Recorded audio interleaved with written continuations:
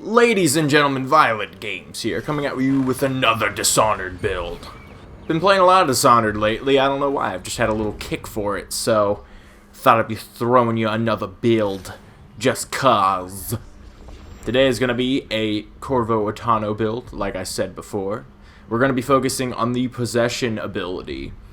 And what is this build going to allow you to do? Per se. Well, the Possesion build allows any player of Dishonored to play as Corvo Attano in a non-lethal manner easily.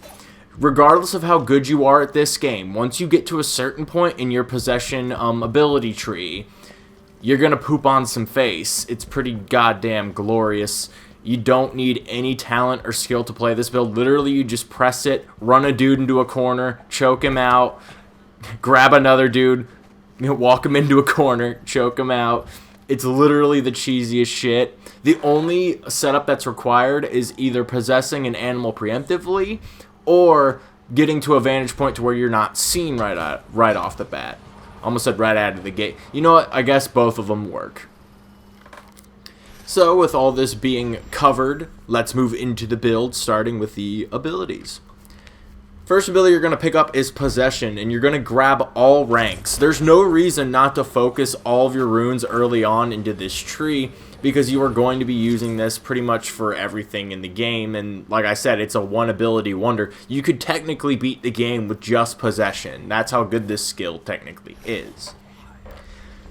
The first 9 runes that you do use should go into getting to possess humans as fast as possible. I do want to take that into account, and then spend the rest, completing the rank. Make sure that you spend all your runes right down the middle of the tree so that you get possess humans as soon as possible. That's the only thing you really need to know. And like I said, no setup required. This ability is easy as hell to use. Everything else is just going to be like literally just like sprinklings on the fucking cupcake, So moving on to the second skill you're going to invest into. You're going to invest into your blink skill. You're going to get greater blink and redirective blink. This is only going to help you with positioning and potentially getting away from someone before they see you. When you upgrade your blink, you're going to be able to freeze time and blink to a different position. Blink is by far the better of the transportation skills in the game, so I definitely recommend getting it just for the utility's sake. Next up, we're going to get Bonecharm Crafting. You're only going to have to spend 4 runes in this, depending on which playthrough you're in. If you're in New Game Plus, go ahead and grab all ranks, but if you're not, go ahead and just get trait.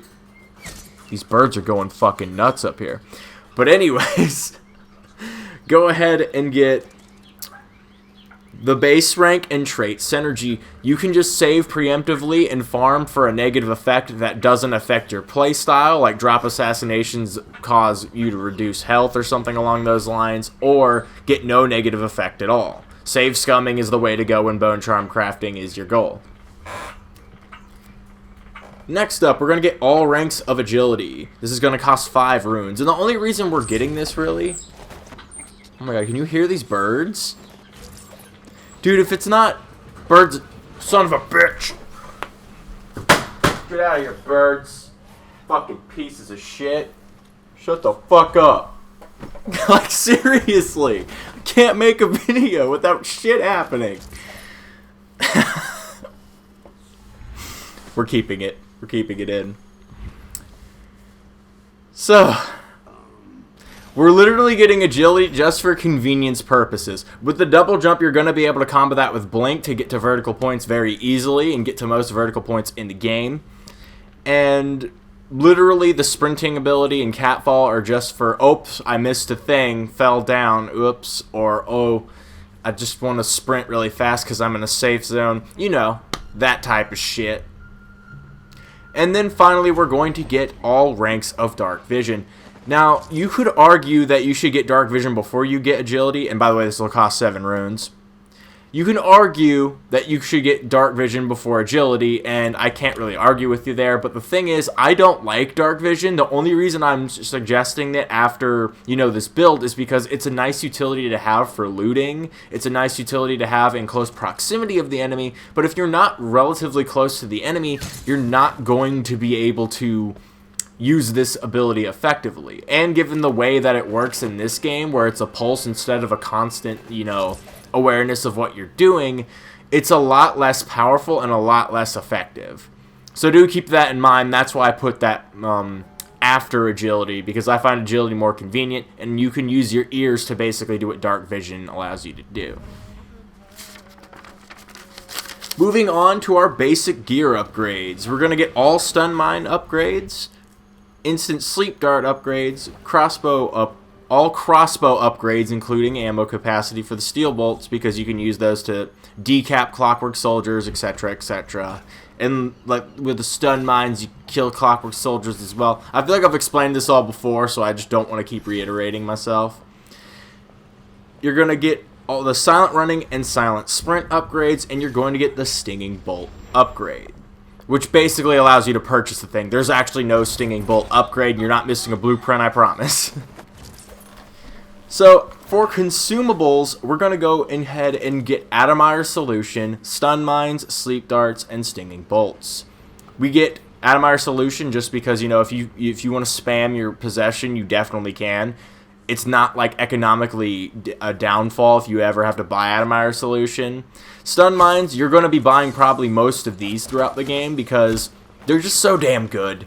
Stun mines, you just slap them on the ground. They just knock everything out in a room. Like, that's how ridiculous they honestly are, especially when you get that chain reaction effect that hits multiple targets at once, and it triggers twice. It's just so good.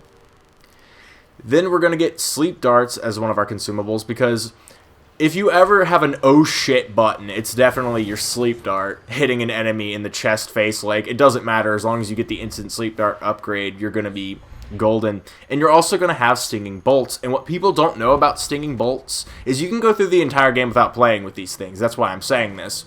Stinging bolts are almost as effective as sleep darts as an oh shit button. It causes the enemy to run away, and during that sting, they don't see you for whatever reason. I've kind of experimented with it. There's not a lot of things you can do to be detected after you hit someone with a stinging bolt. So, moving on to Masterwork upgrades. We have Moth Dust wrappings, and for our outfit, just wanted to reiterate that, this makes stealth really, really easy. And then we're going to grab Monkey Wrench for the sword. This is going to allow us to stealth kill clockwork soldiers, and it's the best option for a non-lethal or stealth playthrough. Alright guys, that about wraps it up. I just wanted to rapid fire this build out there. Fuck those birds. Since I've done so many builds in the past, I kind of like breezed through this one, but hey, I just wanted to post some content for you. And I've been holding on to this gameplay for a little too long. Honestly, I've been blowing off this build because it's an easy build. I'm not super hyped about the Possession build, but to be honest, out of all the Corvo abilities that I've used, this one's probably one of my more favorite ones as far as the non-lethal path goes. I messed around with Bend Time. I found that it was very boring. Like, all you do is just spam it, win. And there's no, like, thought into it. Possession, at least, you can have some setup. Like, you can possess a blood fly, then go to a dude, and I don't know.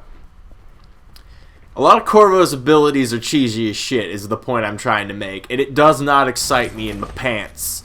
So, thank you for watching this video if you did. I hope you enjoy some of the gameplay that's probably playing. I probably won't even get to use all the gameplay I recorded because of how short this is going to be. But hey, as always, have a good life, people. Yeah. Birds. Fucking birds.